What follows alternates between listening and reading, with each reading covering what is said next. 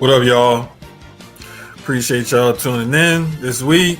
Episode 80 of Sucio Sports. Presented by Gel Blasters and Inplay Dogs. Gel Blasters and Inplay Dogs. Inplay Dogs and Gel Blasters.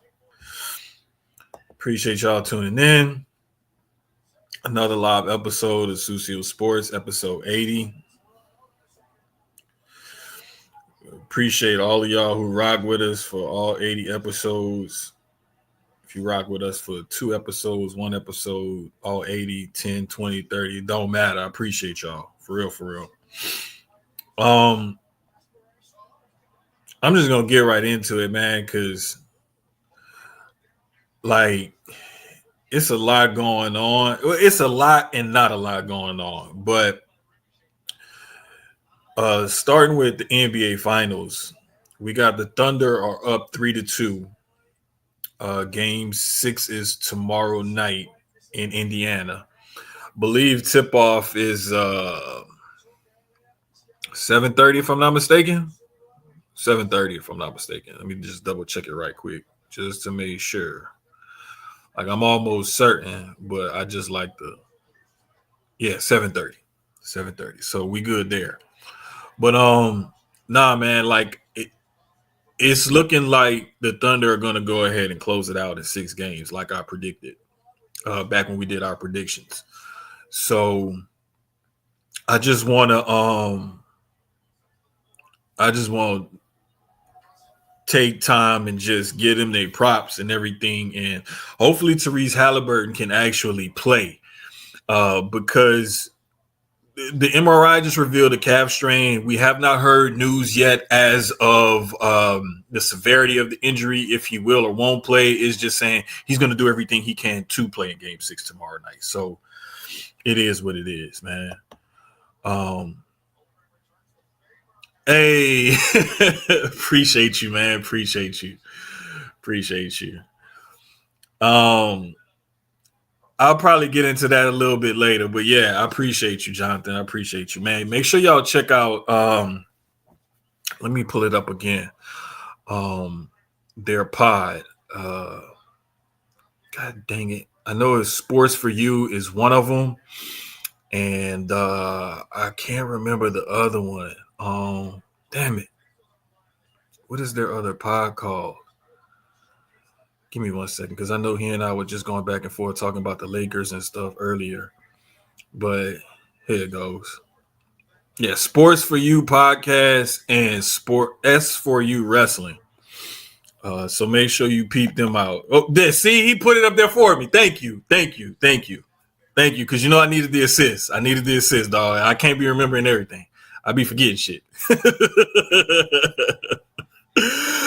I'll be forgetting shit, dog. Like, for real. I don't even be meaning to. It just be like shit be happening. And I'll be like, damn it, I know what the name of it is. I just can't remember the, like, you know what I'm saying? The exact whatever.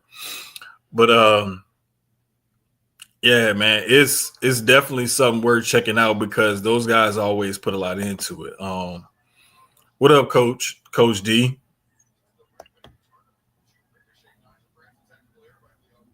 I appreciate you reposting the stream and everything too, my man. I really do appreciate it. But they're over Coach D, and then they're over at Two Dope Marks podcast. So definitely check out their podcast. It's the number 2 Dope Marks. Marks is spelled M-A-R-K-S. It's not no C or Z or nothing crazy like that. So definitely go and check them brothers out. And look who we have. My dog. Damn, I was talking and everything. Hey, man, I ain't going to tell you. Actually, I am going to tell you. So I totally forgot I went live on Saturday, right? Bro, I still haven't deleted the other one. I forgot to log into the other YouTube account and delete the first video. Oh, bro. I'm going to do that. I'm going to do that as soon as we get off of here. I clicked the link to come in and forgot I was still logged in under the CCO Sports. So I'm sitting here like, and I'm listening. I'm sitting here for like 2-3 minutes before I realized, and I had to go out and come back in. So I've been here the whole time. I've been here. Bruh, it'll mess you up because I think I've done that before. And once like the computer finally got used to me logging in or whatever, it just stopped asking me. It just brought me straight to the page, or I saved it like that, or something. I can't even remember how I did it. I just remember that Well, I mine did. does the same thing. When I click the link, whenever you send it, I click the link and it takes me straight in, so I don't have to log in. But I Yeah. have two StreamYards because I got the Susio Sports one and then my own StreamYard. So Oh yeah, that's right. I forgot you got the other one. Okay, not that make more sense though. That make more sense because you do have the second one. So yeah, that makes more sense that it would happen like that. But yeah, man, I was just talking about how looked like the Pacers about to get closed out at home because even if Hallie does play, he's hurt with that calf strain. We don't know the severity of it yet. He's just saying that he's going to do everything he can to play, but we I don't believe it. know. We don't know like how bad it is. You know what I'm saying? I don't even think he care how bad it is. That man, like, nah. I'm even me at 60%. I gotta go. I gotta Hey, go. look, That's if they damn. if they did an MRI the other day and they gave him a Toradol shot, it should kick in by the time the game kick off. So he should Yeah, be able to play because that Toradol lasts for a few days. it's I probably remember. over. It's probably over in game 6. Yeah, I mean, even to be honest with you, even if he did play and he was healthy, it was just the way that the Thunder finally realized, like, hey, we got this. We can do this on both ends of the court. Well, the And whole to me, the whole series has been so back and forth on both sides. mm-hmm, So I had it going 7 anyway, just because of how it's been back and forth from game 1. So mm-hmm. Yeah, it's been a good series though. Like I've been telling people since they were both up 3-1 in the conference finals. I was like, look, shocked the this fuck out the, of me. if this the finals that we get, I'm gonna be happy because it's gonna be good basketball being played. And everybody was like, nah, nobody wants to see that. Nobody. It's not about what you want to see because you're looking at the market that team plays in, or the city that team plays in, or something stupid like their uniforms or something. Like that's what y'all looking Mm-hmm. at. But if you know basketball, you know that you're going to enjoy this series regardless. Oh shit! Oh no, But, for sure. but yeah, man, like it's just a lot, bro. And I'm happy that both of these teams are getting their just due. And I'm happy that people are finally realizing, like, yeah, these guys can really go, like they can really play. And it's not what you think it is, and people thinking, oh, SGA is a foul merchant and Halliburton's not really a superstar. Bullshit, all that's bullshit. The real hoopers know what they were getting with this fight. Exactly. You have to be a real hooper and know about hoops to say, like, yes, I knew what type of basketball I was getting in this finals when I saw what I saw, all season long, and especially in the playoffs leading up to it. There was no way you were going to get bad basketball between these two teams. It just wasn't going to happen. Because I can't see either one of these teams just falling off the map, or none of these guys like not showing up. And another thing is that they both, and I've been saying this and I keep saying it, keep reiterating it. The Thunder rely on their main three guys, SGA, Chet, and Jalen Williams. Whereas the Pacers, it could be one of 5 or 6 guys that could go off for them any given night. And the Thunder typically truly rely on SGA the most out of the 3 of those guys. But as you can see, you can get a guy like a Caruso could go for 20. You could get Keyz and Wallace that went off the other night. Lou Dort has worked on his spot up shooting game and worked on his offensive game. Hey So, man, Jalen going for 40 the other night was crazy. bruh. Crazy. I ain't gonna act like he can't do that, but it was still like he went off for 40 the other night. Bruh, listen. It was so cool to see because, like, he's capable of it, it was just SGA even had like 30, 31 or something like that night. But it was the fact that at some points the team was struggling. And Jalen was just like, nah, I got us. And the Pacers couldn't do anything with him. The Pacers just couldn't do anything with him. Whether he slashed, he created for other people, or he took his outside shots when they were giving it to him. It seemed like everything he did worked, and everything he was doing was clicking, and it just worked out, man. And I love watching good quality basketball like that. No, for sure. It's giving us something that we weren't looking forward to with the finals. So, I'm definitely I'm excited more than I was at the beginning. I will say that. Yeah. And it's not the matchup I wanted, but it's not the matchup a lot of people wanted, and I was hoping for, like you said, you kind of wanted the Knicks and the Wolves because of the storylines with the trade and everything. Definitely wanted that. And I know a lot of people wanted that. And I wouldn't have minded that either, but I just knew, like, okay, if we're not going to get the finals for the storylines, at least we get the finals for the basketball play itself. Yeah, and building new stars. That's really what this series is. Right. I think it's put SGA into another stratosphere, and then it's brought Jalen Williams into another light. Mm-hmm. It's stepped up Halliburton, because I feel like this season, coming off of the Olympics, him being snubbed, well, not snubbed in the sense, but not getting any clock during the Olympics, which, I mean, it was a star-studded team as always. But I think it was just him coming into the season like, I'm going to have to snatch my respect. And that's what he did. You know what I mean? Then the playoffs, he really showed who he is and what he can do. And look where he at. He made it to the NBA Finals, so... Exactly, man. Exactly. And I'm loving that kid is really getting his shine, because he was also voted, I believe at one point, most overrated or something like that. But it's just like, man, when you see stuff like that, I don't even really pay too close attention to it, even though it did come from his peers.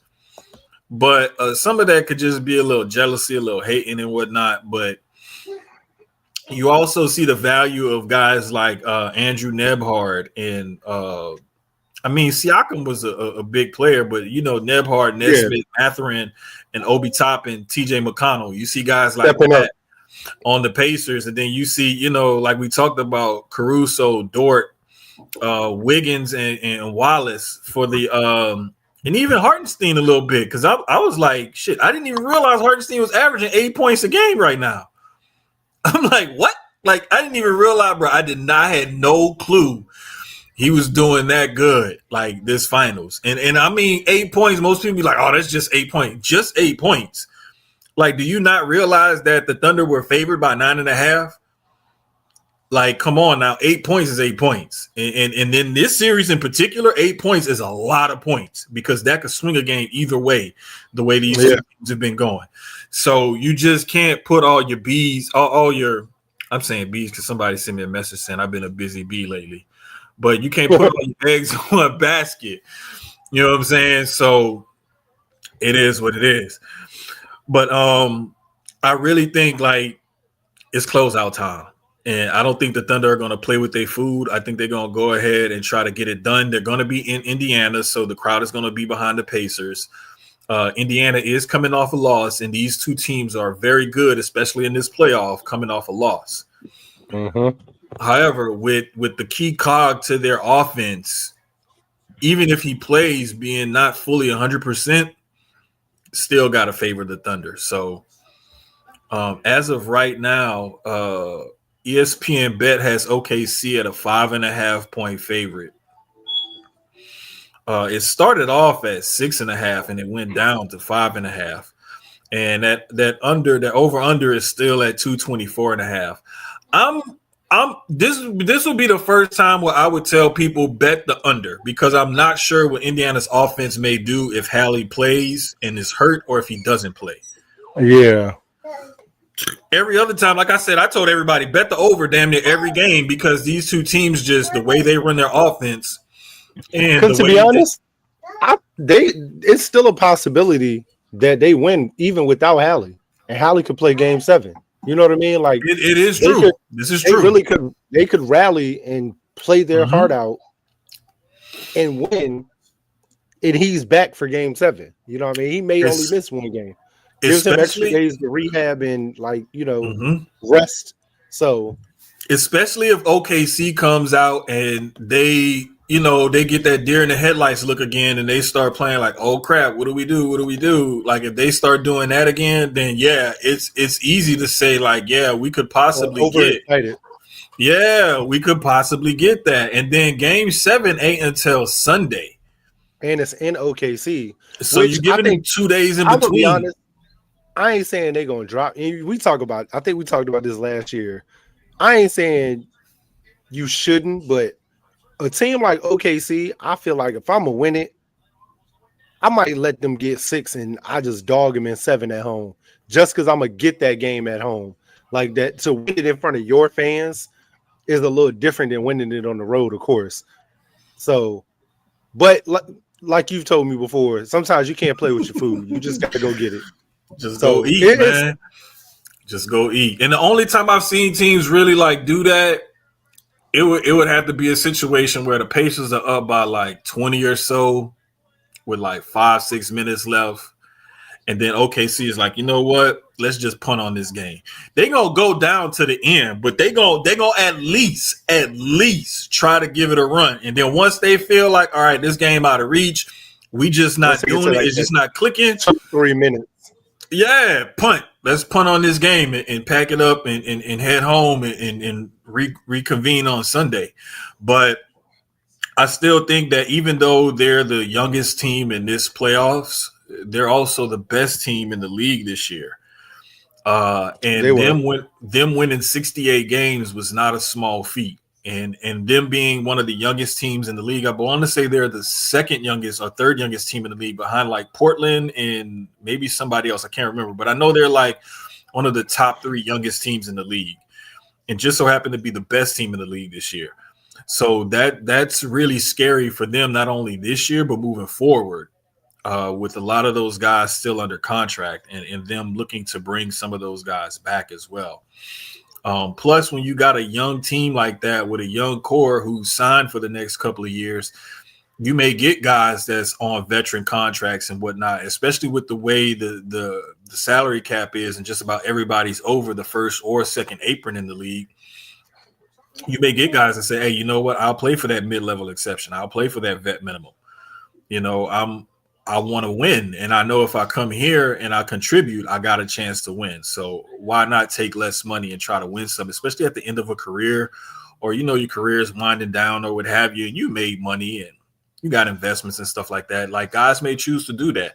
And I don't fault anybody for doing so. And people could call it ring chasing all they want, but it is what it is. I mean, athletes have done this time and time again over their careers. It just didn't start, you know, within the last 5-10 years. It's been like that.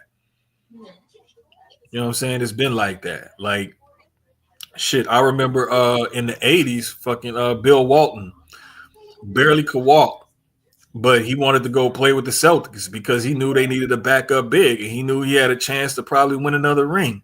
Why not?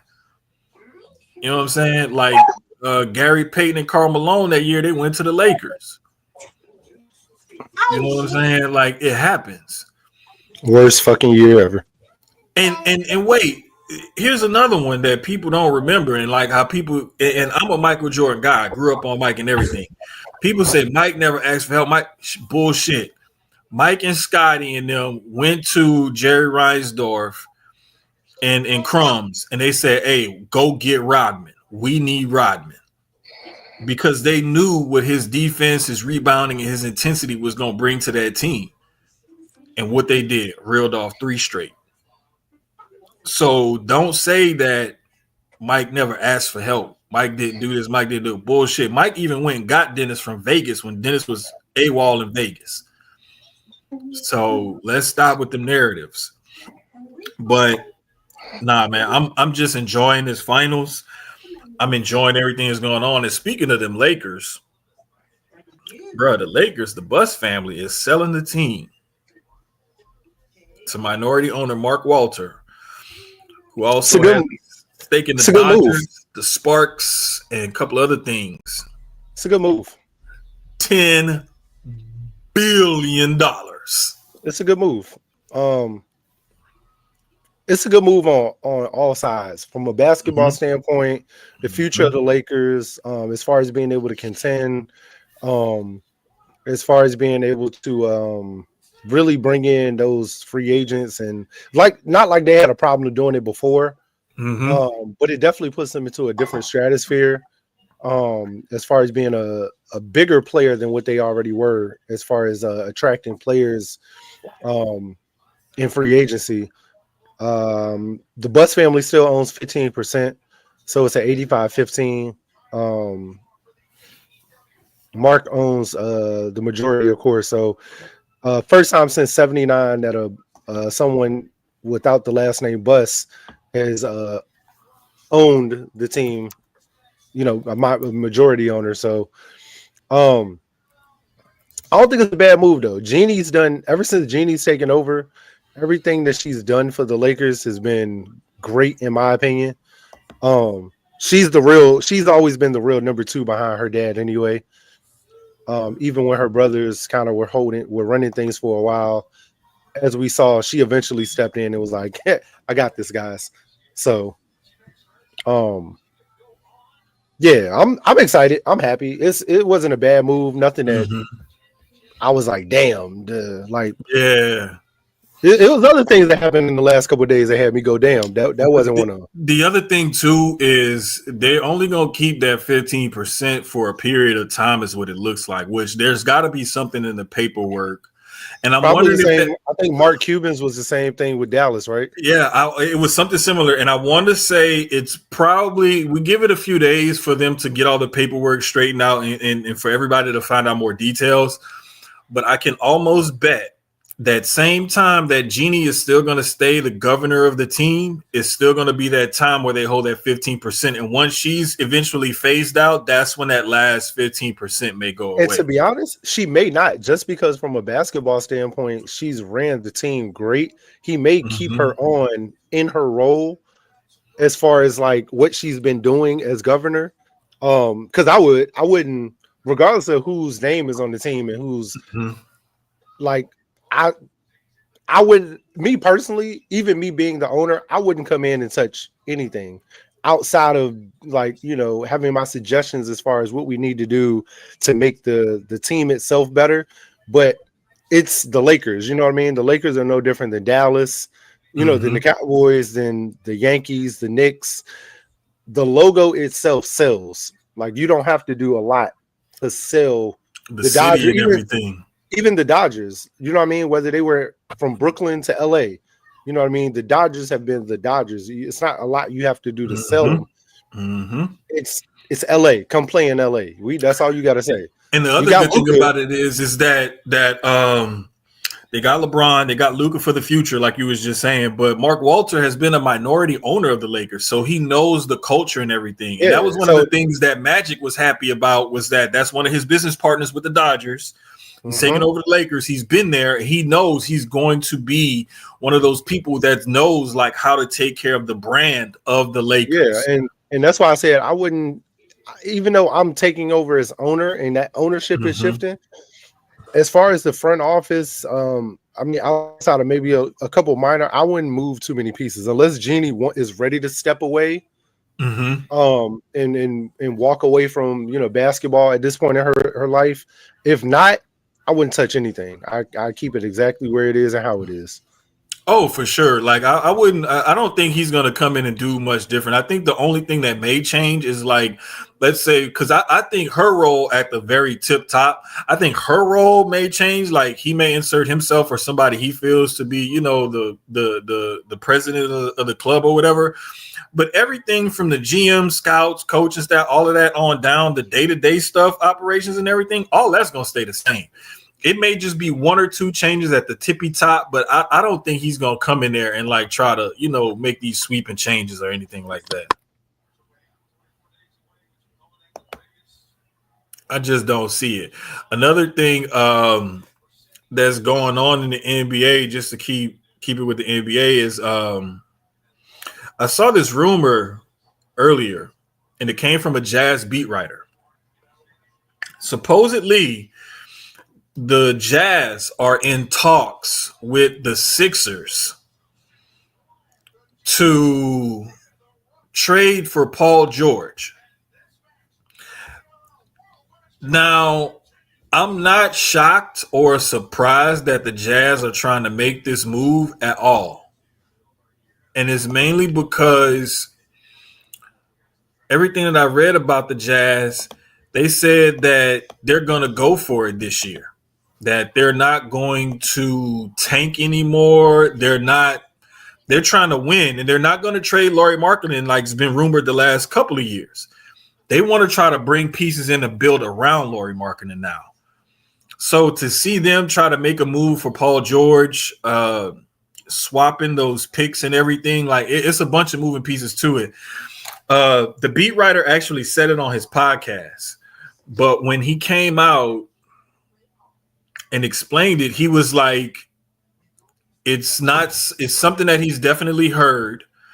It could be a multi-team deal as well, because he also mentioned Colin Sexton going to Dallas, and the Lakers are interested in Kessler.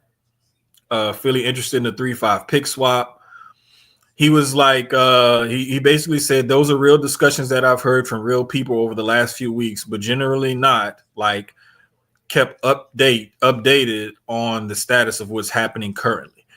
So he's just saying that it's trusted sources from inside the organization that he's heard these talks from. It's not just like he's pulling this out of his ass or nothing like that. He's just reporting on the rumors and the speculation that he's heard coming from within the organization. Yeah. Which I thought was pretty interesting. I don't think that even so that's more of a win for Philly than it is for Utah. It just gives Utah another jersey seller, in my opinion, but it don't move the needle as far as they still have other moves that they need to make. Even though I do like it might actually, because I'm looking at you, I'm thinking of let me look at Utah's roster as of right now. That might not be that I like the pieces that they have. That actually that may be a little game changer now that I think it. Depending on how Paul George comes in. We got Lauri Markkanen, we got Walker Kessler, Jordan Clarkson, Colin Sexton, Filipowski, Keontae George, Cody Williams, John Collins, Isaiah Collier. After that, it's a bunch of who's who and what. But up until the Isaiah Collier part, that's not bad. That's what I'm saying. They don't really have a bad squad. You add a vet like that. I mean, you got John Collins and Jordan Clarkson, who are proven at this point in their careers, proven vets. You bring in a PG with that type of team. And I really like make a little noise in the West now that I KJ Martin. I really like KJ Martin too. Like I hated that the Rockets had to trade him or whatever, but it was just one of them things. But it was necessary. Yeah, little Kenyon. So like looking at that, like I was like, oh shoot, okay, bro. Like I like Jaden Springer is another player. Like I follow him since high school. He's a fire little player too. Oh yeah, the little guard out of Tennessee. Yeah. That's right. And then remember, they also got Shibwe, the rebounding machine from Kentucky too. I forgot that he was on that roster. The guy who led the NCAA in rebounding, I think, like his last 2 years at Kentucky or something like that. So I mean, he's not your typical. He's not your typical. Yeah, he's not your typical big. But I mean, and he's not that athletic. But he's a space eater who can block people out and get you a few rebounds a game when he come in and play his 8 to 10 minutes or whatever it is a game. So I mean, they got some decent pieces. But like the reports that I read on Utah, they're trying to find ways to build around Lauri Markkanen and see if they can start winning and make a move in the West to start contending. Actually. I think I was always shocked that Colin Sexton was the one that got moved from the Cavs, but it worked for them in the long run. Them going to get John Collins was a great move. I just think Utah has always been lately that franchise that they're like the Wizards of the West. Like you get sent there for your career to die. Like every, almost everybody who gets sent to Washington, their career just blah. And Utah has been the same. Jordan Clarkson's figured out a way to stay relevant. Lauri Markkanen's figured out a way to, those two. John Collins kind of went there, and I think he just was upset and sad, which I would be too. You sent me to Utah. The fuck? You could have sent me you could have sent me to Charlotte. I would have rather went. Hell, I might have rather went to Washington, but you sent me to fucking Utah. I sound like Dre right now when it comes to this. Dre hates Utah. I know, right? You sound like what's his name? Used to play for the Rockets, Vernon Maxwell, who always ragging on Utah. Like, who the fuck want to go play in Utah? Dog, that bro. I don't even want to do a franchise rebuild on 2K with them. Fucking, and they probably one of the best teams to go do it with, but I'm like, it's fucking Utah. Bro, I'd rather do one with Charlotte. Marty said the same thing. Like him and wifey can't wait till they get out of Utah. Like Utah. He like, listen, he is counting, bro. That dude been counting down. I think since they moved there, they've been counting down getting out of there. But yeah, man, it just is what it is, though, bro. But like that, I just thought that was a real little interesting little piece of a little tidbit. You know what I'm saying? That wasn't even the biggest trade. We got to talk about this, man. I touched on it a little on Saturday, but I didn't enough. I did enough just to speak, but I knew we were going to touch on it today. And I've researched a lot, and I've heard different casters and reports and reporters that broke it down. So it makes more sense to me today than it did initially. Bane going for four first round picks, 2 players, in a first round pick swap. So, initially, it sounded crazy, right? Like everybody else, we were like Desmond Bane, which we say that, but when I think about it, Desmond Bane, it's not. I'm not gonna act like he ain't been like a perennial all-star. He was pretty much an all-star in the West. Like, I mean, he got snubbed, but he was right there. He's a knockdown shooter, consistent shooter. So them making the trade for him, not bad. It was what they gave up for him, which was crazy. But then I started paying attention and listening and researching, and found out that second rope is why, or second apron, sorry. That's why. And you're going to start seeing a lot of teams doing the same thing, and it's going to look crazy, but you're going to see a lot of teams giving up a lot of first rounders for certain for players, and people are going to look at it like it's a reach, but it's a financial thing behind it of why they're doing it. So, because I ain't gonna lie, that day it dropped, I was like, what the fuck? That's the 4 first round picks. I was like, oh, John going for 12 then. Somebody about to give up their future for the next 10 years for John. Bro. I already knew people was going to flip out when they saw that. And the very first thing I did was look at the salaries and everything. And I wanted to know, like, whose salary came close to matching or was remotely close or whatever it was, right? I'm sorry, I got a little distracted watching AEW because Mercedes just picked up another title. Oh, she won the CMLL one? Yeah, and Tony Storm just attacked her and chasing her around. I'm going to catch the rewatch when I get to work. Yeah, but like, nah, man, but it's them salaries and stuff. And when I looked, I was like, well, wait a minute. What's up with all the first rounders and the pick swaps and everything? And that's when I realized that second apron. I was like, oh, they trying to get under that second apron is what they doing. Yeah. Because remember, what's his name? Jaren Jackson Jr. is eligible for that extension. So they're going to end up, I also think Memphis is going to just start a rebuild.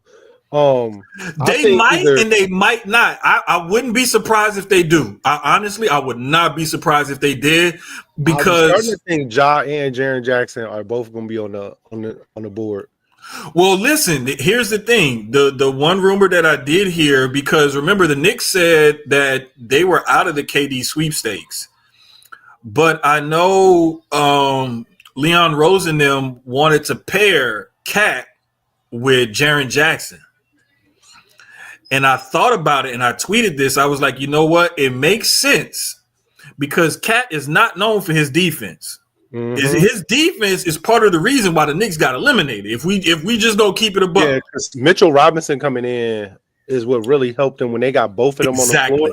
Exactly. It helps stretch the floor a lot, but Mitchell Robinson is another one that can guard 1 through 5 and not sell out, or be a liability. So, but if you bring in a Jaren Jackson Jr., he can guard 1 through 5 much more fluidly than Mitchell Robinson can. He's a little bit quicker. I like Mitchell in LA. I ain't gonna lie. Mitchell with Luka, I love it. That would be a good one for him because he's also a good rim runner, somebody that can, catch that lob off that pick and roll. You know what I'm saying? But Jaren Jackson Jr. fits with the Knicks because he can also be a stretch 4 or 5 type of guy. So it's not just that he's a perennial defensive player of the year contender. It's that he can also stretch the defense when you go on the other end of the floor. So I was looking at that. I was like, you know what? They would have to give up some stuff in order for them to get him from Memphis. But who's to say that the Knicks aren't willing to do that? To say like, okay, if we can make this move, what else can we put around these guys besides Brunson, Cat? And if we bring in Jaren Jackson Jr., what else can we put around them to, what we got to give up in order to keep us competitive? So again, like I said, I wouldn't be surprised either if they went for a rebuild, and I also wouldn't be surprised if they re-signed him, they kept Ja, and they was just like, you know what, let's just build towards the future because these two guys are still under 30. So it's not like they're getting older, and we got a bunch of future assets that we can use and possibly flip those assets to get something else if we feel like we're ready to contend a little bit sooner than what we thought. Yeah. So that trade did make sense on both sides. It just felt like Orlando gave up so much, but they needed that consistent outside shooting, though. They needed that. And that's the thing. They definitely needed that shooting. They shored up their roster a little bit too. Yeah, it took away a little bit of depth, but when you think about it, you still have Jalen Suggs to pair with Bane in that backcourt. So you can find some guys that can be role players and come off the bench for you in free agency, maybe later on in the draft or something like that. Yeah. You can find other guys. And I'm looking at the roster right now. It's not bad. You got Paolo, Desmond Bane, Anthony Black, Wendell Carter Jr., Gary Harris, Jonathan Isaac, Corey Jones, Mac McClung, Jalen Suggs, Franz Wagner, and Morris Wagner. Yep. So it's not. I like the roster, to be honest with you. And just like this year, they were contending. So you give up Cole Anthony, you give up KCP, but then you're adding Desmond Bane, another shooter with that lineup. So I don't think that's bad now. I mean, his salaries are crazy too. Jonathan Isaac, Bane, 25 mil. Bane got that because they signed him extensions and stuff. But we also got to think about it too like this. Bane shot 39% from 3 this past year. And I want to say he's career 41% three-point shooter. So if you bring him in with Paolo and Wagner in the front court, and Paolo even doing some ball handling like he did this past year, you need a shooter on that team. And if they could find a way to bring in another shooter or two, bro, that team is going to be pretty good. It's not going to be as bad as I originally thought when I saw the trade, because I was like, damn, you're losing one of your defenders who can shoot in KCP, but you're bringing in a shooter who can't really defend in Bane. And the thing with Bane too now, it frees him up to be option 1 on a lot of nights. Instead of option 2. Paolo's always going to be option 1. Jonathan Isaac is like option 3, but he could be 2. But Desmond Bane could easily be option 1 on majority of those nights where he may have a little more freedom now to go go crazy compared to what he had in Memphis. So definitely. Yeah, I'm looking forward to it, man. I love that teams aren't afraid to make these moves either. Because like sometimes you see teams and they be scared to pull the trigger, and like you want them to do something, like like the little meme, the little gif where it's like the little stick figure and it's poking like do something, but you can't always just expect people just to move, just to make a move, just to make a move. Like that's the worst thing you can do. You have to have a plan for that move, and it has to fit and be able to be executed properly, especially with the NBA trade rules where you got the first apron, the second apron, salary matching. You can't take back more than what you put. Now, there is it's so much to those rules. This is why I tell people, if you're going to use a trade machine, don't use ESPNs. Get on Google and look at Spot Tracks, or it's I think it's Fanspo is the other one. Those are two good ones that allow you to use draft picks, cash considerations, future picks, pick swaps, and different things like that. And it'll tell you if the deal works, or if the deal doesn't work. It'll also explain why it doesn't work, so you can adjust it. But that's why, I'll hear people say certain things, and I'll look at comments and stuff like that, and I'll be like, nah, don't poo-poo on their parade, because let them fantasy book that trade however they want to. Knowing I'm looking at, I'm like, this shit ain't gonna work at all. But I'm gonna let you make it. I'm gonna let you have your fun with it. But it's just like, man, you really got to get in the nitty gritty and get in the weeds behind it and figure out how things are gonna work. But the draft is gonna be next week, so I want to say, matter of fact, the first round is next Wednesday night. So we're going to be on next Wednesday. I want to say the draft starts at 8, so we're gonna be on while the first round is still going on. I was about to say we might have to do an earlier show next week. Then it is up. You let me know, but I gotta see if my schedule gonna change next week or not. It may and it may not. I don't know. I'll find out in the next couple of days. But yeah, man, it's definitely gonna be something special next week, because we already know who's going number one. Like Dallas hasn't even worked out anybody else except Cooper. So that's a lock. 2 on is where it gets kind of, I really think San Antonio is still gonna be committed to Dylan Harper, but I think those first 2 picks are pretty much a lock. And I heard he's kind of slipping, like from what I've been reading. No, the one that's slipping is Ace Bailey. Ace is the one that's slipping because he don't want to work out for nobody. Yeah. No, that's who it was. Okay, that's who it was. It's Ace the one. Dylan is the one that's pretty much solidified himself in that 2-3 role right there, but is Bailey the one who's falling off because he don't want to work out for nobody? And workouts, man. I mean, I get it in a sense that you feel like you're a top 3 player, but at the same time, you don't know what could happen in the draft. Yeah. Teams could trade up, trade out, like what if the Bucks come to San Antonio and be like, hey, listen, we'll take this deal for Giannis. And it's just something the Spurs can't pass up. And it works out under the trade agreement. You don't know. You don't know. So it's just like one of them things, man, where like I understand these kids want to control their own narrative and kind of, take control of their careers a lot earlier on. But it's like, come on, man, like, don't cut your nose off to spite your face, bro. Like, at least do the work. You know what I'm saying? Yeah. Take the fucking free trip for nothing else. Like, you don't even have to do a hard ass workout. You could bomb the workout if you don't want to go there, but at least go and do your due diligence. First round of the NBA draft. Miss Reed. First round of the NBA draft. But yeah, that's something, bro. Like I was like, whoa. Like when I realized like bro hasn't been even taking workouts or meetings with teams, I'm like, come on, dog. Like you're doing a little bit too much. And it's only a week before the draft. Like you're doing a little bit too much. But I mean, we'll see. Who knows? Anything could change within this next week. So it could change. Yeah, Hopefully he does, because I think the kid has a lot of potential. It's just that I guess him and his team want to make sure he's in the right position to be because groomed and Ace, everything. I mean Ace Bailey to Philly, and especially if they're gonna move Paul George, is a nice fit. Mm-hmm. Because it's sad, like what you just said. Moving him and then you plugging in Ace Bailey into that spot, hometown kid.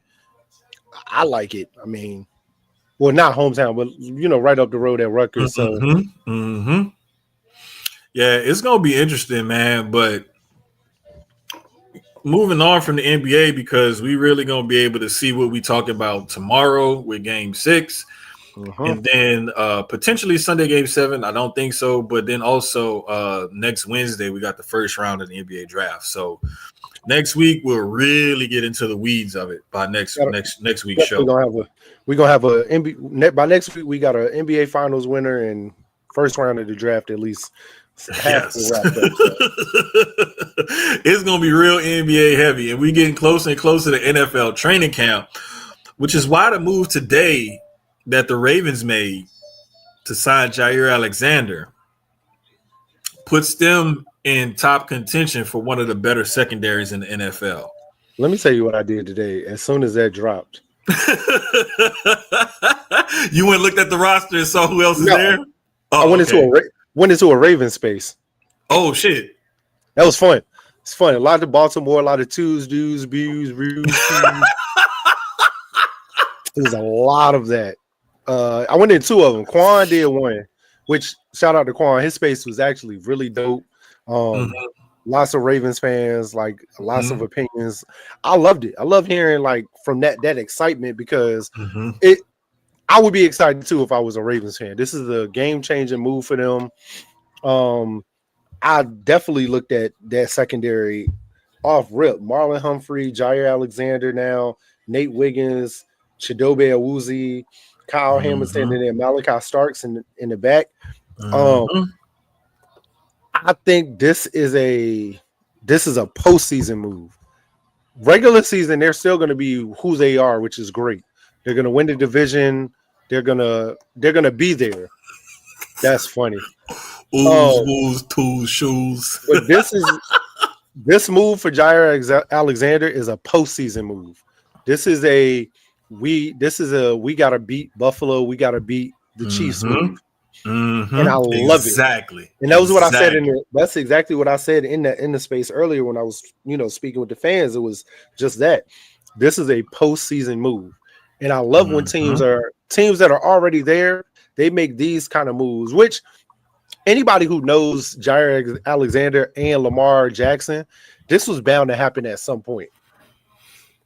So the fact that Green Bay let him go, once I seen that, I knew he won't go nowhere else. To be completely honest, I knew Baltimore. And remember, I told you he was going to be the kind of player that no matter where, he was only going to a contender anyway. But he was going to take a pay cut to go because he's made his money in Green Bay. You know what I mean? Like, everybody wants that check, but also they want that ring. That ring is important too. That championship means a lot. Like, the money is always amazing, and it's always going to be there. You can make it back in endorsements, but taking 1 year, $4 million, $2 million with six, it'll end up being $6 with $2 million in incentives. But he did that because, one, Lamar the homie, Lamar talked to him, and he believes in what they're doing. He believes in, he bought in. You know what I mean? We got to go get this. And honestly, I think this puts them in the AFC Championship game. Early prediction, but I think a move like this, as long as Jair stays healthy, it puts them, which is always the key part with any player, but it definitely, I mean, and we said, remember, you said that with Derrick Henry last year. And I feel like hopefully they learn from last year and they run the ball more. Defensively, like I said, Jair stays healthy. This puts them in the AFC Championship game, like, in my opinion, at least. Yeah, one of the Ravens people that I like to follow because she does a lot of local media there, the NFL chick. She said, barring injury, there's no excuses, none, zero. Not one. Because now you've not only have you shoring up that defense, but you proved last year that offense is deadly. And Mm-hmm. so now that you're shoring up the other side of the ball, hopefully Nuke Hopkins, DeAndre Hopkins has something left in the tank, because we've seen what Zay Flowers can do, Rashad Mm-hmm. Bateman, Tylen And Wallace. that was another move, bringing in D-Hop, like bringing in Mm-hmm. Nuke. Yep. That's different. Now you got everything that they're doing. Now it's on the team. I think this You're takes. gonna have a healthy I'm not Mark gonna lie. Andrews and Isaiah Likely took a step up last year at tight end. So And honestly, I think a lot of this comes, in my opinion, it comes off of Lamar, right? And this is on the franchise as a whole now. It's not yes, just on Lamar. I think yes, that scrutiny that Lamar has been getting, like last year, that wasn't him. That was Mark Andrews drop. That was the defense. You know what I mean? So this year, I feel, unless, barring him playing horribly or something like that, now it's on the franchise now. Now it's the entire team. Now we got to hold everybody in that building accountable now, from the GM to the owner to the head coach to the offensive coordinator, the defensive court. Like, it's on everybody now. So, but again, I like the move. I wasn't shocked by the move at all. A little bit, but not too much. Perfect for them. Another great addition to what they've already been doing. Bringing that defense back to prominence of where it's been at before. Mm-hmm. It's gonna be fun to watch. I'm glad we ain't got to play them. Tell you that. Now the thing is, like, in that playoff loss, though, I'm not gonna lie, part of that one was on Lamar, because he threw that pick and he lost a fumble in that game. So I had to go back and look at it. I couldn't remember. I didn't want to say, because I thought he had threw like 2 or 3, but that wasn't the game he threw multiple picks. It was multiple turnovers. It just wasn't multiple picks. It was a pick and he lost a fumble in that game. But some of it's still going to be on his shoulders as the quarterback, the star player, the multiple-time MVP.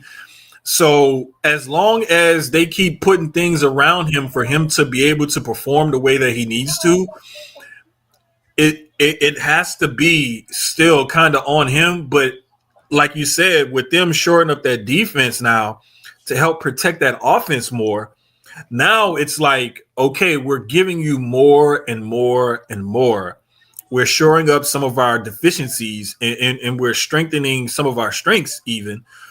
And we're making sure that we have a competitive team to put out there, like you said, is going to compete with the Buffaloes and the Kansas Cities, and the teams like that that's coming up. Even because when you look at stuff that like the Jets have done, the Dolphins are trying to do, just other teams in that AFC, like, it's not sweet over there in the AFC. The Bengals are going to be back.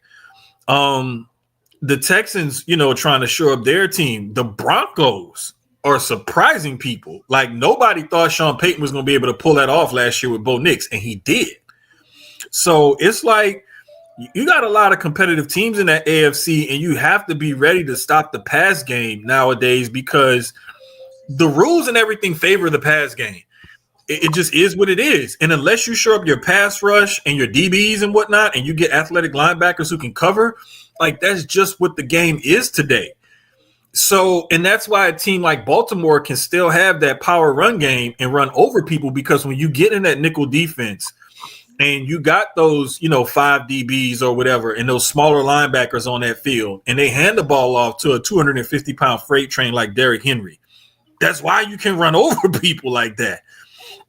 More teams are built to stop the pass than stop the run. So when you can still run the ball effectively like they can, it makes your offense that much more unstoppable. So again, this was a move, like you said, to compete with the Buffaloes and the Kansas Cities of the AFC and whatnot. And those are two teams that I figured Alexander could potentially go to if he was to go to the AFC. Yeah.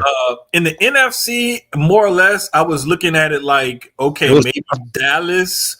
I think I felt like it was only us. Yeah, I felt like Philly was the only team.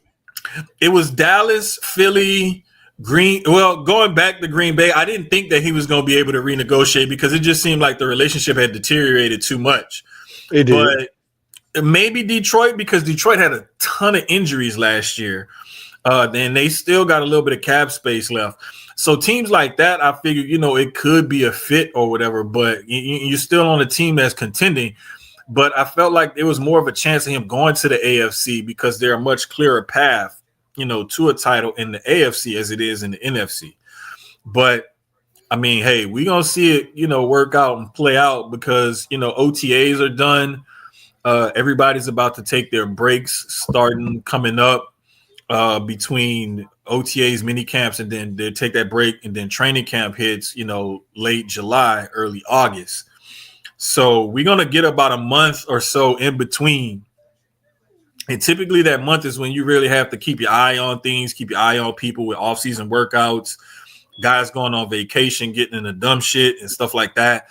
That's that dead period that I always tend to watch for in the NFL, though. But yeah, that was a power move that the Ravens made today. And I think the other thing was it shocked a lot of people as to what he signed for. But going back to your original point, health is going to be my biggest concern with Alexander. Because in his last 4 seasons, he's missed 13 games, 1 game, 10 games, and another 10 games this past season. So missing that much time, health is going to be like your supreme priority there. The good thing is like you just rattled off, Baltimore has decent depth at corner. But having another boundary corner like him allows you to move Marlon Humphrey into that slot position, which he likes to play, which he's more effective at, as opposed to playing on the outside. And a lot of the times, if you got a good guy who can cover that slot, those boundary corners can use safety help, linebacker help underneath, and the sideline to help them. But it take a real man to play in that nickel to cover the whole entire field because you never know where those slot guys are going. So if he can stay healthy, that's going to be a real key addition to the Baltimore Ravens moving forward. No, I agree. Trying to think, what else in the NFL? I know, and I put it in our chat. Henry Ruggs. Oh yeah, not just Henry Ruggs, but the Texans brought back Damon Arnett. I saw that. I actually saw that a couple hours around the same time I saw the Lakers stuff. Texans brought back Damon Arnett, and if people don't remember, he was caught on IG Live with a gun threatening somebody. Yeah, and the Raiders end up cutting him, and it's bad when the Raiders just get rid of you. But I mean, young dude getting money, first time getting money, he can't leave that life alone, and you do some dumb shit, and you have to pay your price. And I look at it for both of them. Like I was talking to somebody about this, and the thing with Henry Ruggs is young, like you just said, young guy, money. Hard to tell these guys no. You know what I mean? Like, and of course now hindsight being 2020, he looks back on it, and he's very. I can definitely tell. I watched a lot of the videos from last night, and he does seem very sincere and remorseful. You know what I mean? Like being that young and having your career cut, and it could have been worse. He's eligible for parole next year. 9 times out of 10, he's probably, barring him getting in any trouble, he's probably. I think they say he's been a model prisoner. Yeah, he has. So he really has, and that's why he got the release to. That's why he got the release to go speak at that event in Vegas yesterday or the day before or whatever. I think they said 100% good behavior as of right now. So more than likely, there's going to be some NFL. There's a lot of NFL guys. Josh Jacobs is number one. A lot of them are going to talk as far as getting him back into the league. 26 years old, still at a great age. Because if I remember, Mike Vick was 30-ish when he got out. Yeah. So him being a lot younger, still having a lot of time left, especially as a running back. No, hold on. Ruggs was a wide receiver. Yeah. And the great thing about wide receivers, to be honest with you, at 26, 27, next year, he'll still be at a great spot. You know what I mean? Like where he could, and if I remember when I watched the pivot, Josh was speaking on it. He was saying that, Henry's still been working out, You know, they give him time on the yard alone to work out, work on his footwork, his catching. Yeah, stay in You shape know, and stuff. yeah. So I'm glad of that. It's just the key is also going to be, and I believe they say he's not. I could have read wrong, but I don't think he's going to have to serve any type of suspension. Coming home, and I may have read wrong. That's the That's only always thing going to be the key. that's going to be the biggest thing is number How one, when we have long? to serve a suspension, how long the suspension is going to be. That's a two-parter right there. But the other really big thing is what team is going to be willing to take that chance? Because you're gonna take a PR hit. I think You Vegas definitely might take bring a him. PR hit. If I'm Vegas, I'd bring him back. I don't think they're bringing him back because I think they want to be over and done with, and I definitely, that to me, that's totally out of the question. It would have to be a team with a solid coaching staff and a solid locker room with some locker room leaders in there to be able to take him under their wing and be like, hey, look, you know what? It also depends on his mindset coming out, because if he's, which again, a lot of this stuff that I've read and heard, he's definitely, I mean, jail humbles you. Let's just be honest. And he's definitely not the same person. But a lot of stuff that people say is that person that night is not who Henry Ruggs was. You know what I mean? That's what a lot of people who spoke to his character say, like they couldn't believe that he got caught up in something like that, because that night, and even that night, if you really remember the reports and everything that came out, even in his drunkenness, he got out the car to help the lady. It was just too late. You know what I mean? Yeah. Like he still risked his life and everything to go grab her out of the car and try to save her. So that's in my opinion, that's still and that might be why the sentence on him was as light as it was, in a sense. Because he showed remorse. Like in court, I remember like looking at his face and stuff like that, and like he knew he fucked up. Yeah. Like some people do stuff like this and they have no remorse, they don't care. It's like whatever. And a lot of the times they don't realize like that has an impact on your sentencing if you're proven guilty. Like the judge will see your body language during the trial, during the sentencing, if they give you a chance to speak or whatever, like how you react to the victim and their family and all of that. Like they look at all of that and they pay attention to all of that. And he just seemed like he knew he fucked up, and like he knew he threw away and squandered a real opportunity. And to see him, hear him being a model citizen and whatnot, like I can't speak for that lady's family or anything like that and how they may feel or whatever. But to me, this is all on what team wants to take that chance, take that PR hit, which locker room can withstand all those questions and everything that they're going to be asked about being his teammate and him coming in, so on and so forth. And it's about what organization is set up to best help him transition back into that life. And that's going to be the biggest thing when it comes to Henry Ruggs. As far as Damon Arnett is concerned, I think he's coming into a perfect situation here with the Texans, because it's a guy that they're taking a flyer on. He could get cut at the end of camp. We don't know. However, he's coming into an organization where you got one of the most beloved players has become the head coach. You got a strong organization with deep roots and ties into the community and whatnot. You got guys like CJ Stroud and Will Anderson Jr., young leaders of this team on both sides of the ball. I mean, hell, even the damn special team coach, Frank Ross, is one of the top, special team coaches in the league. Like, you have an organization and a locker room that's set up for him to succeed, to rehabilitate his image and try to make another run at it in the NFL. And they need help at corner.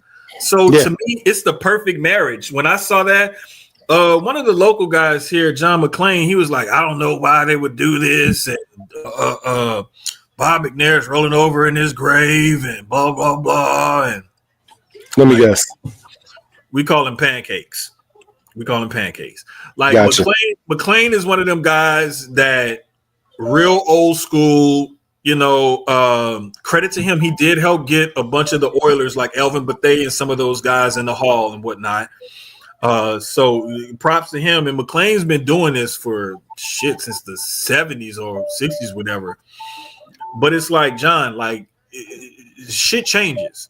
Mm-hmm. Like this isn't the Bob McNair run Texans. This is the Cal and Hannah McNair run Texans. Mama McNair is the figurehead, but this is Cal and Hannah that's running that team.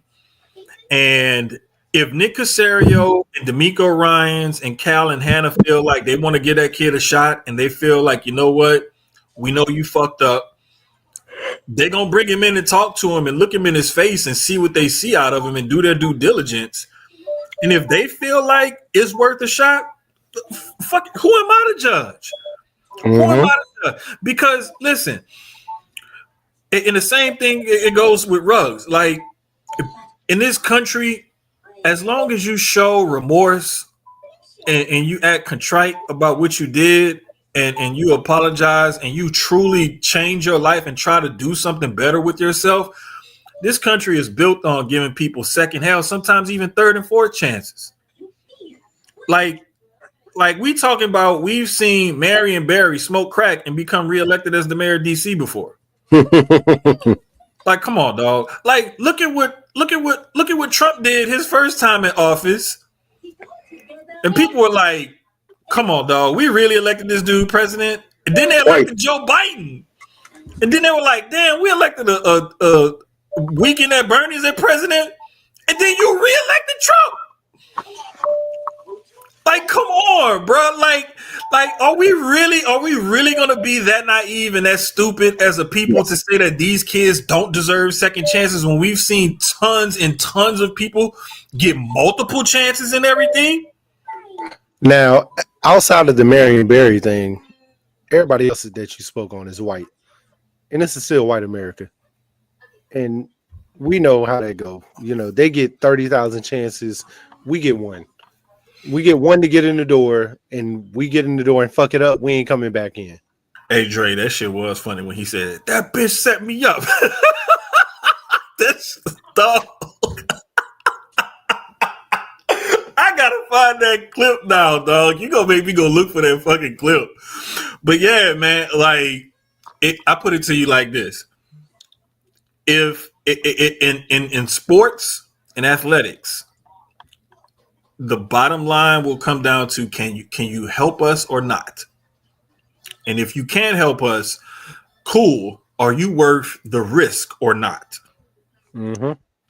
And if you can help us and we feel like you're worth the risk and the reward and it balances out for us, cool. Teams are going to do it. Teams are going to do it. We talking about Dante Stallworth and Leonard Little came back and played in the league after they had vehicular manslaughter or they killed people and stuff. They came back and played. Dante Stallworth definitely killed a motherfucker. Him and Brandy. Bro, I'm just saying, like, come on. Like, what we really talking about? Like, let's not act like this is something that's so out of the ordinary. You know what I'm saying? We've seen this literally happen in the NFL years ago. I mean, Mike Vick came back, had a great career. Thank you. Thank you. Damn near the whole Dallas Cowboys team were drug addicts. Come on, man. They had a whole thing called the White House. They were the cocaine Cowboys. Come on, bro. Like, what we really talking about, man? And let's. I don't like when people get on their high horse and stuff like that. And like, you know, I respect John McClain, and dude has always been nice to me when I seen him in the press box and talked to him and everything. And we chopped it up at my mentor Fred's funeral and whatnot. And all of that's great. But it's like, bro, you got to get off of that. What the old regime would have done. Bob McNair been dead for like 4 years now. God rest his soul. That man was always nice to me when he saw us at training camp. He would ride up to us, talk to us, and spend time hanging out with us and stuff like that. You know what I'm saying? So it's just like I don't like when people try to get on their high horse about stuff and they hey, look, get out.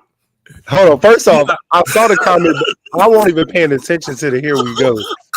First off, y'all with the cocaine cowboys. Let's not even act like that. This ain't got nothing to do with what team you like and don't like. Y'all entire defensive line, offensive line, wide receivers. Hell, Emmitt Smith might have been taking a couple of lines his damn self. Listen, y'all entire team was coked up. Listen, them championships went on the back of a lot of white powder. Mm-hmm. Man, right. The only other a couple of things. When you put in the rundown, we saw the Caitlin. If you haven't seen the Caitlin Clark confrontation and the whole thing between this might count as Indiana Fever, the Indiana Fever, and gosh dang it, I can't even remember the other team's name, bro. They were playing Connecticut, the Sun. Connecticut, the Sun. That's right. So first of all, let's stop acting like women ball players don't go at it. Okay, that ain't even my break. I put this on Twitter earlier, and I was like, man, listen, when I was at Tulane 98, 99, I hooped in the Riley Center against a couple of girls, and they went to the WNBA. Janelle Burst played at Seattle, and Gwen Slaughter. I can't remember where Gwen played. I think she played at Cleveland or something. I can't remember where, but both of them went to the WNBA. Both of them were front court players. Janelle was about my height. Gwen was like a little bit shorter than me. Them two ladies played me tougher in the post on both sides of the ball than a lot of dudes did. I'm just keeping it real. And I'm not going to lie. I still, to this day, I still need to mess with Gwen about elbowing me one time when she went up for a rebound. I tried to take the ball from her, and she didn't see me. I was trying to cover behind her, and she did that whole swing that elbow thing. I was like, oh, shit. God damn. Yeah, shout out. So, before I get into the bigger part of it, shout out Sophie for taking up for her teammate, right? Right or wrong, she rode for her teammate, right? Big time. We always cut for that. That foul was crazy. But look at that. That looked like some Ric Flair type shit. But we got to talk back to Caitlin Clark ain't been throwing stones and hiding her hands, bro. What? Remember we talked about this before. Talk about it. Really playing into the. All right, so let's go back to her and Angel, right? Where everybody looked at her as the angel, and looked at Angel as the villain, right? We get into the league, and it's kind of still been the same. But people ain't really paying attention that Caitlin really, if you go back to college, she really been the villain the whole time. It's the whole it's the movie we were just watching. The Wizard of Oz thing. Where Glenda is actually the bad witch, and I can't remember what movie. Wicked. Yes. Wicked. It's the Wicked. There you go. It's the Wicked thing where it's the reverse of what you actually see. Caitlin is really the villain. She's been the villain since college. She started the whole Tony Yayo waving the hand in your face, but when Angel did it, it got the bigger light. Now we look at the league, and it's been the same thing. Caitlin be starting shit, but then we don't see that. We just see who retaliates on her. But we see everybody that's coming back at her. And she plays with passion, and I love it. Yeah, I love her hell game. Yeah. That's what attracts people to her. That's why people like CC. There's that line, and we all know this as competitors, as hoopers, both of us. There's that line between passion, annoyance, and just flat out I'm poking. I'm poking the bear. I'm poking the bear. And that's what she does. She teeters all of those lines. And that's what it's coming down to now, where it's all right, man, we got to start really having this conversation that Caitlin kind of mean, man. She might be the bully. She not getting bullied. She is the bully. She just knows how to play into it when it's time to get bullied back. And the thing is, bro, it's the closest thing that I could rate to it is Stone Cold was really a heel just about his whole time. Yep. But everybody cheered for him. Everybody loved it because it's who else gets to middle finger and beat up on their boss? We can identify with that because you drink beer, you have an accent, You're not the conventional guy or nothing like that. Like, we love this. And that's what sometimes a good character in wrestling is all about. It's about blurring those lines between being a baby face and being a heel. And Caitlin Clark does that beautifully because she plays with the fire and the passion and everything that people like, but she also is highly competitive where she may do some questionable stuff sometimes. But the thing is one other thing that people don't realize is that her and what's her name? Her and JC from the Sun that got into it, like, they don't realize this goes back to when they played in college together because they played in the same conference. So I don't think people realize that like, this wasn't something that just got started. JC Sheldon. This wasn't something that just got started like in that game or whatever. This is something that went back to their days in college. Yeah. So let's not act like this just got started. That's a beef that been going. Like, they've been competitive with one another. It just carried over into the WNBA and it spilled over into that game. And to be quite honest with you, both of the coaches and a lot of the coaches around the WNBA have said, like, it's the officials' fault because they're not that good. And they don't always take control of the action to prevent stuff like that from happening. Had they taken control of that game earlier on in the game, we wouldn't have even got to this, in the third, fourth quarter and stuff like that. None of this stuff wouldn't have happened. So it's up to the officials, to be honest with you, to get control of the game. And the whole WNBA media thing, and it's more of a social media thing where anytime the women get into it or anything looks remotely physical or if there's a hard foul or something like that, it's like, oh my God. No, like, them girls are straight killers. Yeah. And I promise you, if you hoop with some female ballers that been playing in college ball and stuff like that, they will bust your ass. What's up, little homie? I didn't bring you over here to talk.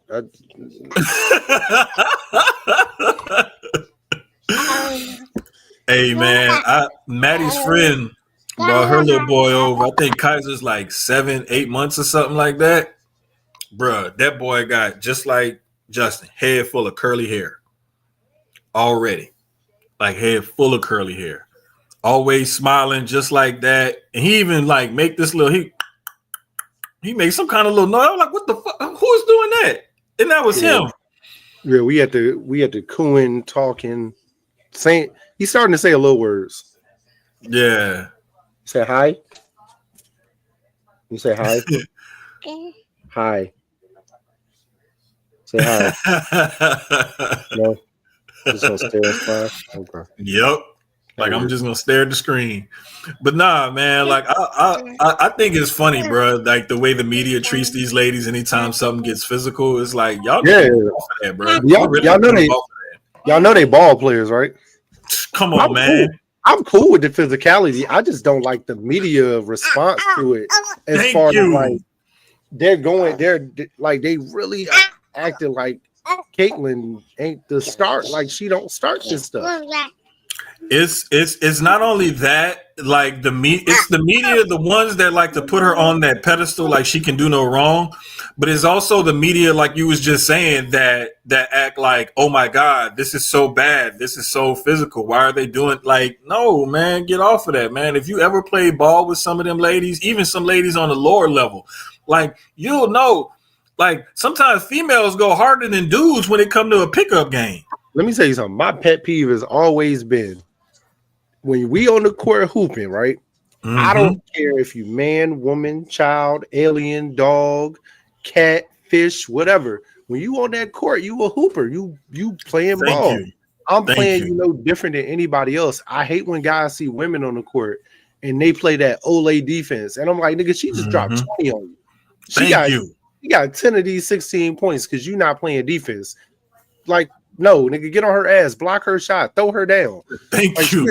She's a hooper. I'm on you no different than anybody else. Let me get that. That's my ball. Appreciate it. Bruh. It was this one lady that used to come hoop with us uptown. And mind you, like, she didn't care. Like, I seen this woman like dive for loose balls. And mind you, we playing on a concrete court and stuff like that. Like, I'll never forget one of my homeboys was kind of taking her lightly, and she did this little up and under move and put a bow into his ribs, and he got pissed off. He was like, "Man, I'm sitting here and she gonna elbow me in my ribs. Why are you taking it lightly? That's your fault. Don't blame her. Don't blame you. The one playing soft." That's what I told her. I said, "No, you playing soft. Don't call her out for playing too rough. You playing soft.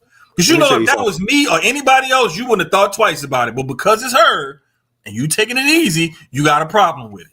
I done dropped plenty of a woman on the court. I don't care. You can say what you want about me after the game, but you won't call me a loser. I know that. Hey, man, look here.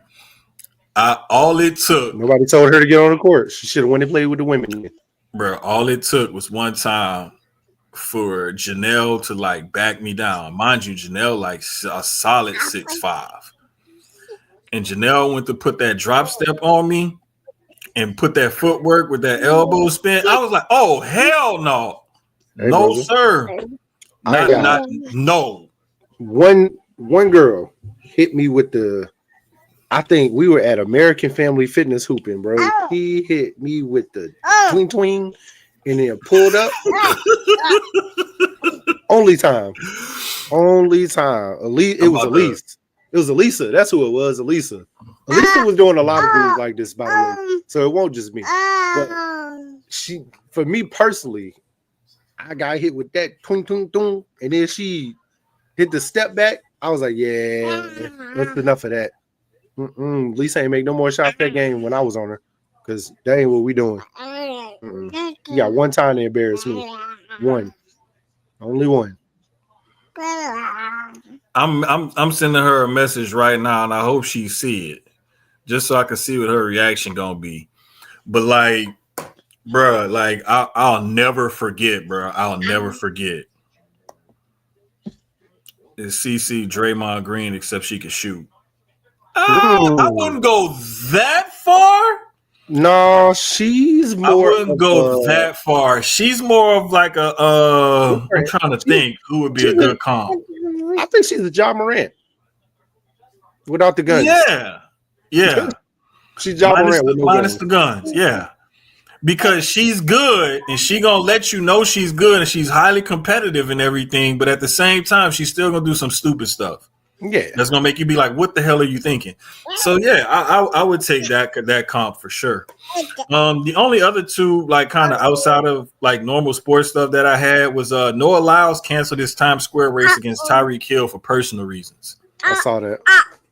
And I'm not gonna call him out or nothing because we really don't know what the personal reasons are. There could be some family stuff going on. I don't know, but. You know, let's just hope and pray for the best that it's not something serious. It's something that, you know, is worthy of him wanting to cancel the race for. But at the same time, it's not him like ducking. I don't think he's ducking because as much shit as he talk, he's looking to prove himself right. So hopefully everything is okay with whatever is going on with Noah Lyles. The only other thing before we close it out was Shedeur got ticketed yesterday morning for going 101 in the 60. I guess he was running late to camp, and it's been all over everything everywhere. At the same time, Zach Edey of the Grizzlies got ticketed for going 101 in a 55 in Indiana. Hardly no mention of it. Now, I will say before we get started, I will say one is definitely more high profile and more. And I was about to say that was kind of going to be my argument, was that I get your point, and it could be a race thing, it could be a sport thing.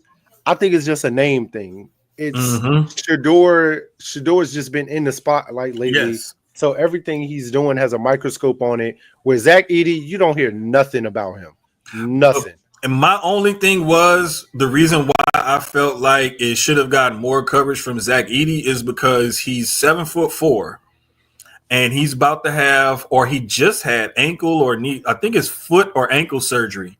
Either he just had it or he's about to have it because it's going to cause him to miss the start of next season.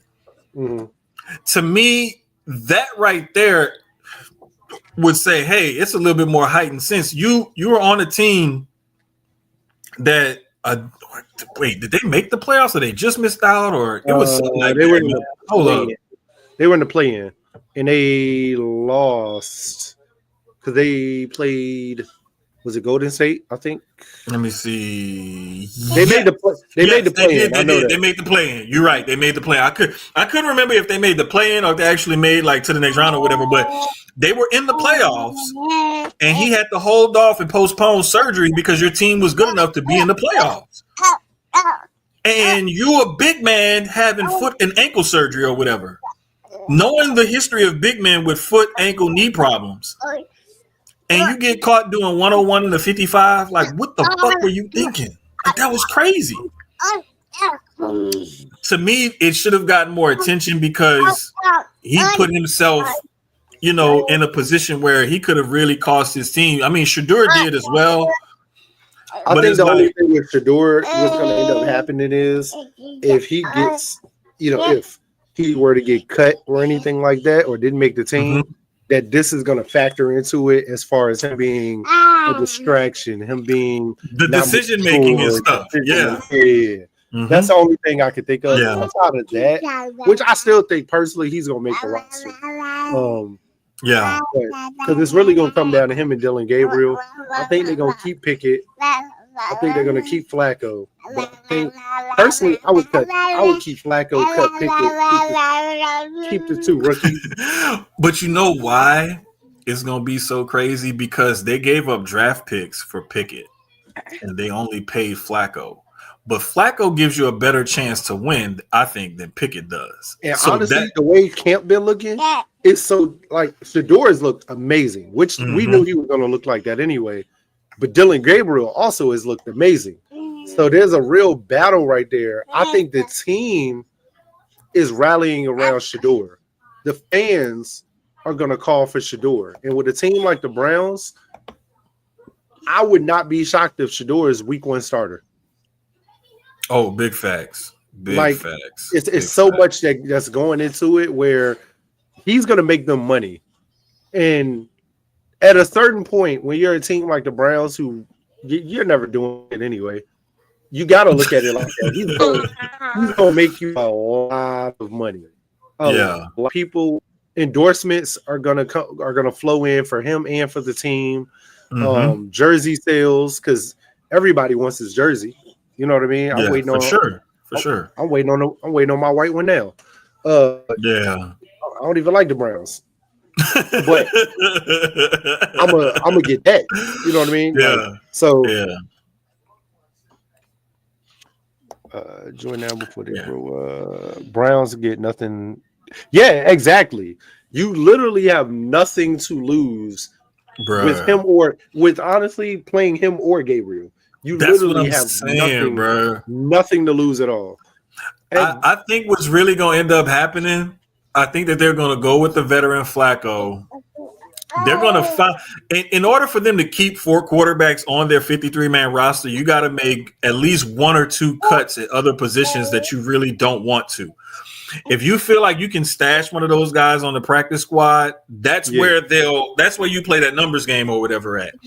But I really think that somebody's going to get cut. And I don't think that it's going to be either one of those rookies. It's going to have to be one of those vets. And it's most likely going to have to be Pickett. So they're just going to have to eat that draft pick that they lost. Yeah, I don't even think they care about the draft pick they lost, to be honest with you.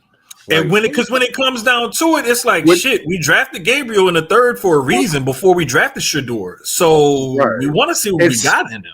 And to be honest, NFL way different than the NBA, but giving up a draft pick ain't even as deep as it used to be.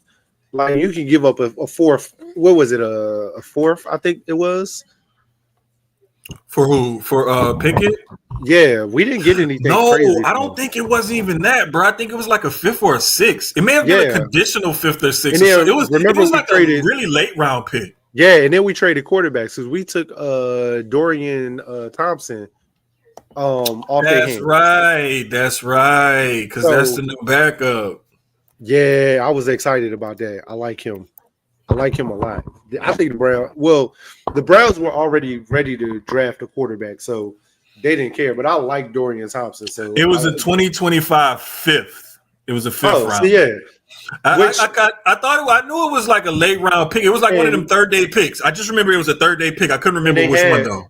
And they had 2 5th rounds. That's why they were cool with letting it go. They still got Shador in the 5th round. Exactly. So it's a win-win regardless. So yeah.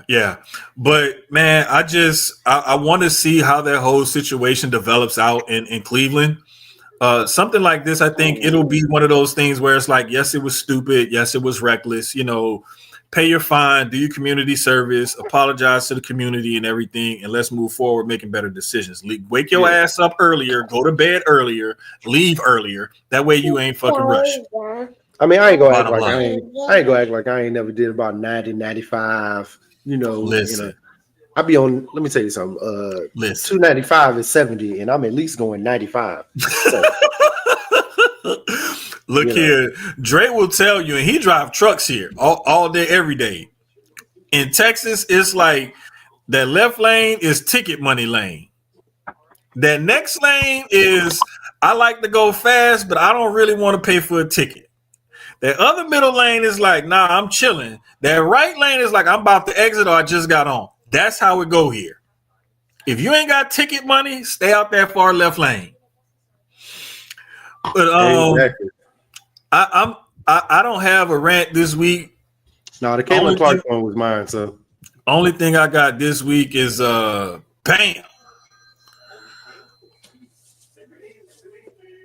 I gotta go to this screen to scroll down so y'all can actually see it. But yeah, so the article for the BRP 50 finally dropped today. Yes, I need to really get into it and look at it. And the article. We got the article up on the website about Stephen Wolf, the leader of the pack, and Stephen Wolf is actually one of the up-and-coming wrestlers, not just in Texas and the local scene here in Texas, but also like in Europe. He's wrestled for Rev Pro, WXW, as well as I can't remember the name of the Austrian promotion. But he's also, when Brian Keith was moving on to AEW, and he held that new Texas Pro title for over 2 years, almost 3 years. Steven was the one who took it off of Brian Keith. And not only did he take the new Texas Pro title off of Brian Keith, he did it in 14 seconds. So, and he held on to it for about a year. He's also had tag titles at Inspire. And he still goes back and wrestles for his hometown promotion, Dreamwave in Illinois from time to time, where he also had a badass tables match with Mustafa Ali. And coincidentally, Ali is one of the guys that he liked growing up and watched growing up, and Ali gave him his props and everything. He's also wrestled the former Mysterious Q, or aka Carter Black. And I mean, it's just the kid is up and coming, man, and that's the reason why he debuted on the list at number 30 after not being on the list last year. There was a little confusion, something, you know what I'm saying, and it led to him, you know, not being on the list last year. But he's definitely on the list this year at number 30. So shout out to Steven, man. Definitely really proud of that kid. You know, he's really doing his thing, and I love the artwork, man. Jedi Jack is a monster with them graphics, bro. Like, I like the graphic more than I like my own article, to be honest. Listen, I can't wait for Thursday just because, you know, y'all. Are you on tomorrow's show? I don't know. I might be. Okay, but I always look forward to their Thursday show after the list drop. Yes, just for their breakdown of why people made the list, why they were, you know, here, who voted, not who voted, but as far as where they were on the list. Because when I saw Naomi at 50, and I was like, no, Naomi's not at 50. Oh, I mean, she's just on the cover. Okay. She's on the cover. But in honor of that drop, I'm drinking big boy drinks tonight. We're gonna pull out the blanks. And if you know anything about bourbon, you know how much this retails for, but you also know how much this goes on the secondary market. So if I'm pouring up out of this bottle, it must be something special. We're gonna have a good healthy pour tonight too. I'm gonna drink out of my Father's Day glass that my mom and the kids got me too. Family. Okay, I like that. Yeah, they got me this glass a couple years ago. This is my Father's Day drinking glass. So, man, I appreciate y'all for rocking with us though. Like, really like doing all this shit in this pod and that other stuff. Like, I put out the tweet. I heard someone, man, what? Get out. Other people wrote too, but I'm just talking about me. I'm celebrating. It's my podcast. Right. Shout out to everybody else who contributed to the list, no doubt. But I'm just highlighting myself. But nah, man, real talk though. Like growing up, like I wouldn't have got into none of this if it wasn't for my uncle. And when he passed away towards the beginning of the pandemic, it had nothing to do with the pandemic. It was, some other health related issues that he had. But like just seeing where I went and where I've gone since then and the motivation that I've gotten and losing three other mentors literally within the last few years. And then like one of my biggest other family motivations was my cousin Chucky, and Chuck died last year or year before last. And so it's like I lost all my inspiration, motivation, all my mentors, like literally all of that passing away or whatever these last 5 years. And to see where I've gone from then to where I'm at now and still trying to push through and do this and whatnot. And I tell my kids this all the time. I'm like, man, look, y'all keep me motivated, but it's like, it's something about like wanting to like keep that legacy alive and whatnot and make sure I keep following through on what I said I was going to do and what they kept pushing me to do. And it's not easy, and especially to come here every Wednesday and to do this consistently and to stay on top of things, no matter how much life be lifing and whatever, it's not easy.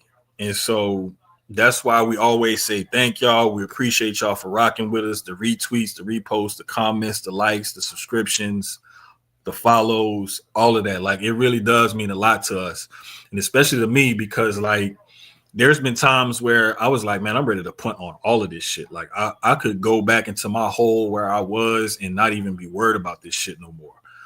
But, it's because of the love and the support that y'all show us that, and especially me, particularly, like I really do appreciate it. Y'all I have no idea how much we really do appreciate y'all for real. Yeah, man, 20 episodes away to 100. 100. I think we'll hit 100 around football. Well, hold on. No. I gotta think we're weekly Wednesdays.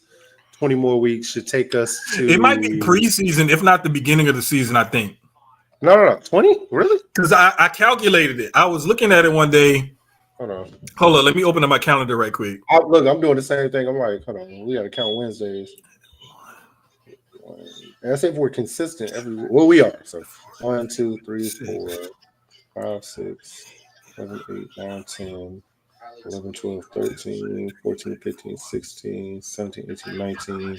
It'll take us first week of November. November 5th.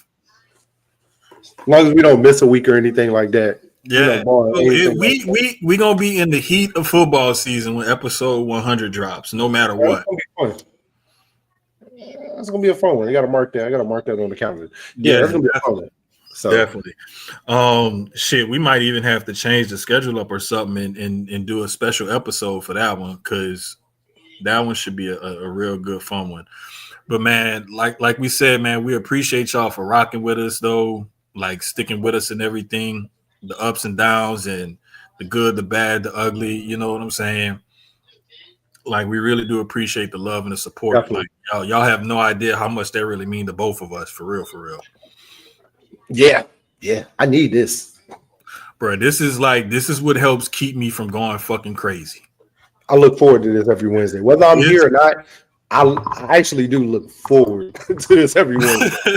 Listen, it be times where it be funny because Keyz would be like his work schedule and stuff is crazy and everything else. Like he may miss an episode, but he'll go back and listen and be like, "Hey, what about da da da da?" Like I'll get a random message or text or something, and I'll be like, "Oh yeah, you know what? You're right. I did forget about that. Like he'll remind me of shit that I forgot about that I was supposed to bring up or whatever because I'll get busy doing the episode and it'll just go right over my head and I'll forget. So it's always good to have somebody that got my back like that. You know what I'm saying? But man, we really do appreciate y'all for rocking with us. Next week, episode 81, we coming to y'all again. And next week is we already told y'all already, it's going to be NBA heavy because we're going to have a finals champion. If not tomorrow, definitely on Sunday. And the first round of the draft is next Wednesday. So definitely tune in. We're going to try to keep y'all as up to date and as informed and entertained as possible. But for Keyz, for our co-host, Justin, we'll holler at y'all next week. Yeah, he's somewhere back there. He's like, look, I'm tired. I'm ready to go lay down now.